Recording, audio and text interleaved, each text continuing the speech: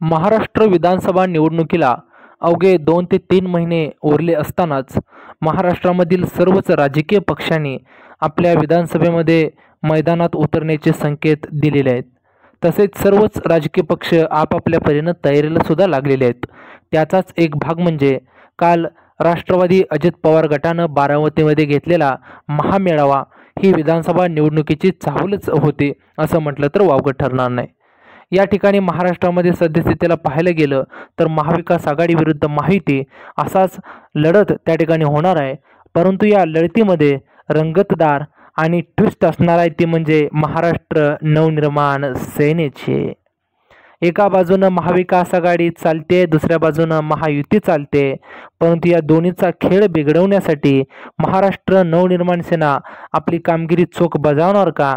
आणि राजसाहेब ठाकरे यांचं जे स्वप्न आहे महाराष्ट्राच्या सत्तेला एक हाती हात घालण्याचं, ते स्वप्न महाराष्ट्र नवनिर्माण सेनेचे कार्यकर्ते, नेते आणि दस्तूरखुद्द पक्षप्रमुख पूर्ण करणार का?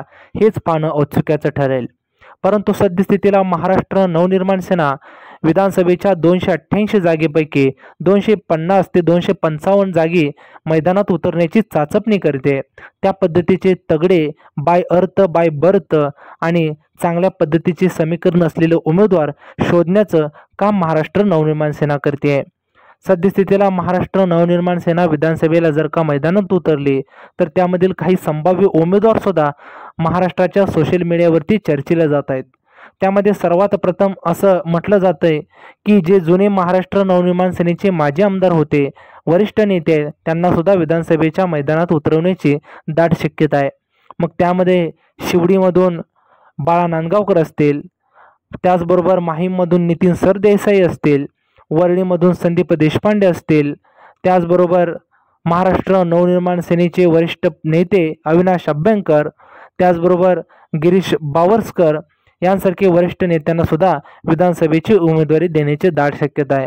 महाराष्ट्र नवनिर्माण सेनेचे महिला नेतृत्व आदरणीय शालिनीताई ठाकरे यांना सुद्धा दिंडोशी विधानसभा मतदारसंघातून उतरण्याची दाट शक्यता आहे. त्याचबरोबर महाराष्ट्र नवनिर्माण सेनेचे इतर विधानसभेचे संभाव्य उमेदवार जर का आपण पाहायला गेलो तर पुण्यामधून साईनाथ बाबर जे की हडपसर मतदारसंघातून उतरतील, किशोर शिंदे जे की कोथरूडमधून उतरतील, त्याचबरोबर कसबा मतदारसंघातून गणेश भोकरे मैदानामध्ये उतरतील. त्याचबरोबर महाराष्ट्र नवनिर्माण सेना संभाजीनगरमध्ये सुद्धा अत्यंत ताकदीनं मैदानात उतरण्याची शक्यता आहे. छत्रपती संभाजीनगर शहरमधून सुमित खांबेकर यांना मैदानात उतरण्याची आणि त्या पद्धतीनं तयारी करण्याचे आदेश दिलेले आहेत. त्याचबरोबर विदर्भामध्ये महाराष्ट्र नवनिर्माण सेनेचे चेहरा राजू उंबरकर हे सुद्धा वणी विधानसभा मतदारसंघातून निवडणूक लढवणार आहेत. त्याचबरोबर आपण नाशिकमध्ये गेलो तर नाशिकमध्ये सुद्धा महाराष्ट्र नवनिर्माण सेना सर्वच्या सर्व विधानसभा लढवण्याची दाट शक्यता आहे. एकेकाळी महाराष्ट्र नवनिर्माण सेनेचा नाशिक हा बालेकिल्ला मानला जायचा, तोच बालेकिल्ला परत मिळवण्याची तयारी मनसे करत आहे. त्या ठिकाणी सलीम मामा शेख असतील, त्याचबरोबर दिलीप दातीर असतील, डॉक्टर प्रदीप पवार असतील, श्याम गोहाड असतील, त्याचबरोबर मनसेचे इतर नेते असतील, त्या ठिकाणचे शहराध्यक्ष सुहास कोंबडे असतील, हे सुद्धा महाराष्ट्र नवनिर्माण सेनेकडून संभाव्य इच्छुक उमेदवार म्हणून आखाड्यामध्ये आहेत.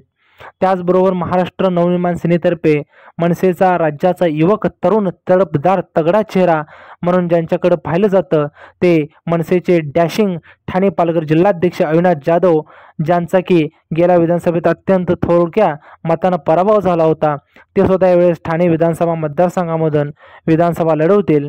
त्याचबरोबर वसई पालघर या ठिकाणी सुद्धा संदीप राणे मनसेचे, ज्यांचं नाव संभाव्य उमेदवार म्हणून डिक्लेअर करण्यात आलेलं आहे.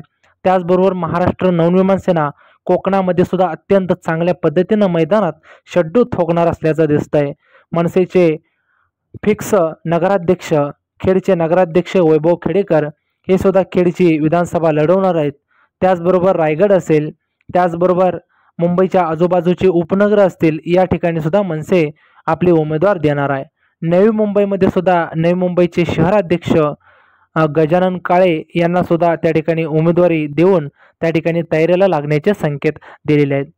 बाय चान्स सुदैवाने एखाद्या वेळेस महाराष्ट्र नवनिर्माण सेनेचे नेते अमितजी ठाकरे हे सुद्धा जर का मैदानामध्ये उतरल्यास त्यामध्ये सुद्धा आश्चर्य वाटायला नको. त्याचबरोबर महाराष्ट्र नवनिर्माण सेना पश्चिम महाराष्ट्रामध्ये सुद्धा आपलं संघटन मजबूत करण्याच्या इशाऱ्यानं त्या ठिकाणी मैदानात उतरणार असल्याचं संकेत पाहायला मिळत आहेत. महाराष्ट्र नवनिर्माण सेनेचे नेते आणि सहकार सम्राट पंढरपूरचे नेते दिलीप बापू धोत्रे हे सुद्धा पंढरपूर मतदारसंघातून उतरल्यास त्या ठिकाणी आश्चर्य वाटायला नको. त्याचबरोबर महाराष्ट्र नवनिर्माण सेना बीड असेल, त्याचबरोबर मराठवाड्यामधील काही भाग असेल, त्याचबरोबर विदर्भामध्ये सुद्धा आणि कोकण आणि मुंबई, पुणे, नाशिक, कल्याण डोंबिवलीमध्ये चांगल्या ताकदीनं उतरणार आहे. कल्याण डोंबिवलीमध्ये मनसेचे मातब्बर नेते राजूदादा पाटील जे की सद्यस्थितीला स्टँडिंग आमदार आहेत, ते पुन्हा एकदा मनसेच्या वतीनं विधानसभेला उभा राहतील. त्याचबरोबर मनसेचे माजी आमदार प्रकाश भोईर जे की कल्याणचे शहराध्यक्ष आहेत, ते सुद्धा मनसेचे उमेदवार म्हणून त्या ठिकाणी संभाव्य यादीमध्ये असू शकतात. अशा पद्धतीने काही मनसेची तगडी आणि सद्यस्थितीला चर्चेली जाणारी महाराष्ट्र नवनिर्माण सेनेच्या उमेदवारांची ही यादी आहे. आणि त्याचबरोबर जसजशी निवडणूक जवळ येईल तसतसे अनेक महाराष्ट्र नवनिर्माण सेनेमध्ये इच्छुक उमेदवार पक्षप्रवेश करतील अशी शक्यता आणि अंदाज त्या ठिकाणी वर्तवण्यात येतोय. भविष्यामध्ये महाराष्ट्र नवनिर्माण सेनेमध्ये उमेदवारीसाठी रांग लागल्यास आश्चर्य वाटायला नको, कारण महाविकास आघाडीतर्फे एकालाच आणि महायुतीतर्फे एकालाच उमेदवार मिळणार आहे आणि त्यामुळे दोन्हीकडचे नाराज उमेदवार सुद्धा मनसेकडे पक्षप्रवेशाला आणि उमेदवारीसाठी रांग लावतील इतकंच नक्की. धन्यवाद.